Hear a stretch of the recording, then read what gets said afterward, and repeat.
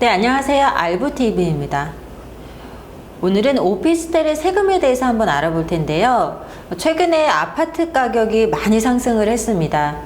그러다 보니까 이 실거주 혹은 임대 투자 목적으로 오피스텔을 문의하시거나 구입을 희망하시는 분들도 굉장히 많고, 또 작년에 한 해 오피스텔 거래량이 굉장히 많이 늘 정도로 오피스텔에 대한 관심들이 많이 늘고 있는데요. 그래서 오늘은 오피스텔의 세금에 대해서 한번 알아볼 텐데, 오피스텔은 그 사용 목적에 따라서 주택이 될 수도 있고 업무용이 될 수도 있습니다.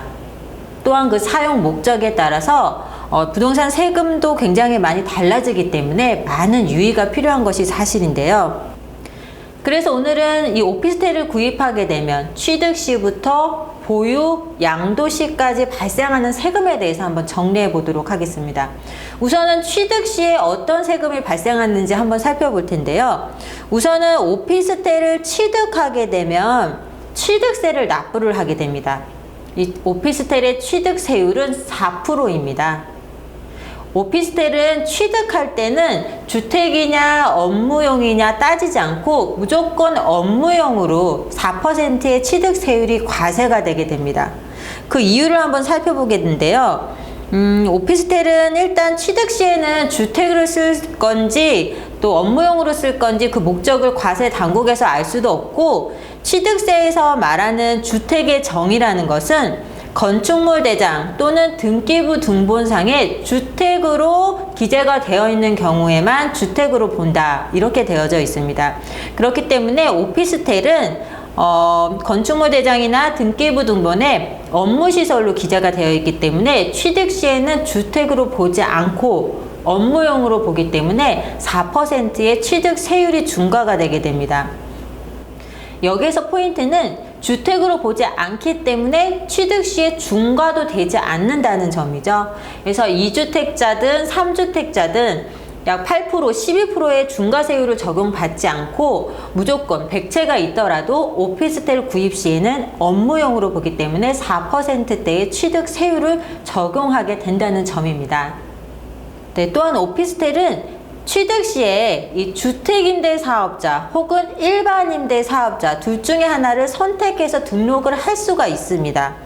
이 주택임대사업자를 등록을 하게 되면 취득세나 재산세 감면 등의 세제 혜택을 받을 수가 있고요. 또 최근에 2018년 9월 14일 이후에 이 조정대상 지역에 소재한 주택, 오피스텔도 마찬가지인데, 이 오피스텔을 주택임대사업자로 등록을 한다고 해도 종부세 합산 배제, 또 양도소득세 중과 배제 등의 세제 혜택은 더 이상 볼 수가 없기 때문에 이 부분 잘 확인을 하셔야 되겠고요. 또 주택임대사업자의 경우에는 최근에 등록을 하시게 되면 의무임대 기간이 10년입니다. 단기가 없어지고 10년 동안 임대를 놓으셔야 된다는 점도 유념을 하시면 좋겠습니다.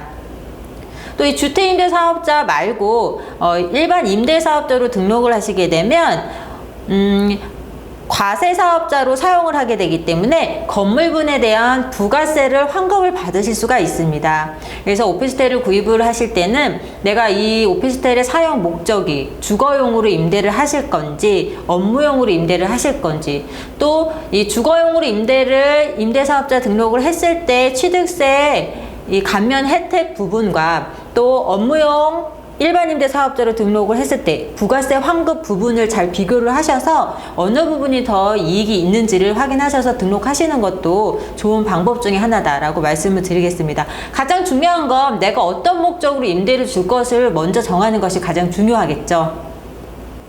또 부동산을 보유하게 되면 보유세가 발생을 하게 됩니다. 보유세 중에 한 가지가 바로 재산세인데요. 이 오피스텔을 구입해서 보유하게 되면 오피스텔 재산세가 부과가 되게 됩니다. 대부분 현재 오피스텔은 영업용으로, 업무용으로 지금 재산세가 부과가 되고 있는데요.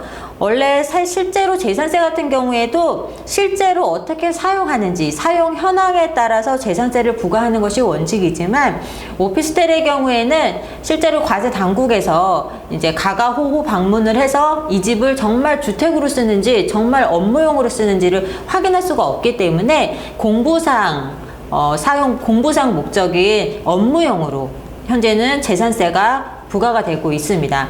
예외적인 것도 있는데요. 우리가 오피스텔을 구입을 해서 주택임대사업자를 등록을 하는 경우에는 당연히 주택으로 쓰이는 목적이기 때문에 주택분으로 재산세가 과세가 되게 되고, 또 실제로 내가 오피스텔이지만 내가 거주용 주택으로 지금 거주를 하고 있다라고 신고하신 분들이 있습니다. 그런 경우에는 주택분으로 재산세가 과세가 되고 있습니다. 오피스텔의 재산세를 주택으로 납부를 하느냐, 업무용으로 납부를 하느냐가 중요한 이유는 이 오피스텔이 주거용으로 해서 주택분으로 과세가 되게 되면 재산세 자체는 세금은 굉장히 많이 줄어들게 됩니다. 이 주택분의 재산세가 더욱더 업무용보다 낮거든요. 그래서 재산세 부담은 낮아지지만 재산세를 주택분으로 과세를 하게 되면 그것이 주택수에 포함이 되게 되죠. 그 순간 오피스텔도 주택이 되게 됩니다. 그럼 주택수에 포함이 되기 때문에 향후에 다른 부동산을 취득할 때 취득세 중과라든지 또 종합부동산세에 영향을 줄 수 있기 때문에 재산세가 현재 주택분으로 과세가 되고 있는지 업무용으로 과세가 되고 있는지는 그래서 굉장히 많이 중요합니다. 자, 다음은 종합부동산세입니다. 이 부동산을 보유하게 되면 보유세인 재산세와 종부세가 과세가 되게 되는데, 종부세의 경우에는 재산세에 납부하시는, 말하자면 재산세의 과세 대상을 그대로 준용을 하게 됩니다. 그래서 재산세에서 주택분으로 납부를 하는 경우에는 종부세에서도 주택으로 보고, 또 오피스텔을 업무용으로 재산세를 납부하게 되면 종부세에서도 업무용으로 보기 때문에 또 주택분으로 과세가 되지 않게 되겠죠. 재산세를 주택으로 납부를 하고 계셨다면 종부세 때도 다른 주택과 합산이 돼서 종합부동산세로 과세가 되게 됩니다. 또한 재산세를 업무용으로 내고 있었다면 그 부동산은 종합부동산세에서는 업무용으로 보기 때문에 토지분만 종합부동산세가 과세가 되게 되겠죠. 네, 마지막으로 부동산을 매도 시에 발생하는 세금, 바로 양도소득세입니다. 이 양도소득세는 공부상 주택이냐 업무용이냐 그 상관이 없이 실제로 어떻게 사용하고 있는지에 대해서가 중요합니다. 그래서 허가 여부나 공부상의 용도 구분과는 관계없이 사실상 주거용으로 사용하는 경우에는 주택으로 양도소득세를 납부를 하셔야 됩니다. 그래서 최근에 업무용 부동산으로 계속 등록을 하고 계셨지만 실제로 주거용으로 쓴 경우에 일반과세로 양도소득세를 납부를 했다가 또 주택으로 나중에 또 과세당국에서 판단을 해서 또 양도소득세 중과가 되는 경우가 있기 때문에 양도소득세는 실제로 사용 목적에 따라서 부과를 한다라고 이해를 하시면 되겠습니다. 업무용으로 양도소득세를 납세를 하게 되면 그 소득이 발생한 소득 금액에 따라서 기간별로 그냥 기본세율로 적용을 받아서 양도소득세를 납부를 하시면 되겠고, 또 오피스텔, 주거용으로 오피스텔을 사용을 하고 계신다면 일반 주택과 동일하게 적용이 돼서 양도세 중과가 적용이 될 수도 있고요. 또 그 오피스텔을 하나만 갖고 계신 경우에는 1세대 1주택자로 보아서 또 양도세 비과세 적용도 받으실 수가 있기 때문에 양도소득세에 과세할 때는 실제로 어떻게 사용을 하는지가 중요하다라고 이해를 하시면 되겠습니다.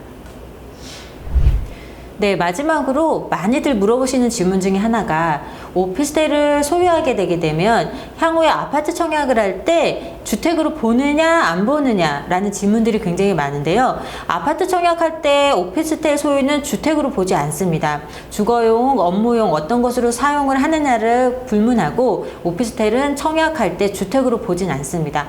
다만 신혼부부 특공이라든지 청약을 하실 때 그 재산 가액이 있거든요. 오피스텔이 주택으로는 포함이 되지 않지만 재산 가액에 이렇게 책정이 돼서 청약할 때 불이익을 볼 수가 있기 때문에 그 부분은 청약별로 잘 확인을 하셔서 활용을 하시면 좋겠습니다. 주택가격 상승이 굉장히 많이 이어지고 있습니다. 또 사실 서울이나 역세권 내에 위치하고 있는 아파트의 경우에는 이제 가격대가 너무 높아져서 서민들이 진입하기에는 분명히 어려움이 있거든요. 그러다 보니까 오피스텔의 경우에는 역세권이나 상업지역 쪽, 특히나 이 교통이 굉장히 발달되어 발달한 곳에 입지가 좋은 곳에 생기는 경우가 많아서 또 실제 수요자분들이 실거주하시는 분들이 오피스텔에 많이 눈길을 돌리고 있습니다. 최근에는 또 오피스텔 어떤 대출 규제가 강화가 되면서 이마저도 또 쉽지는 않게 됐지만 오피스텔은 실제로 어떻게 사용하느냐에 따라서 세금이 굉장히 많이 구분이 되기 때문에 이 부분 잘 숙지하셔서 실제로 거주하시고 구입하실 계획이 있으시다면 잘 숙지하고 투자를 하셔야 되겠다라고 정리 말씀드리겠습니다. 오늘 영상이 좋았다면 구독과 좋아요 부탁드리겠습니다.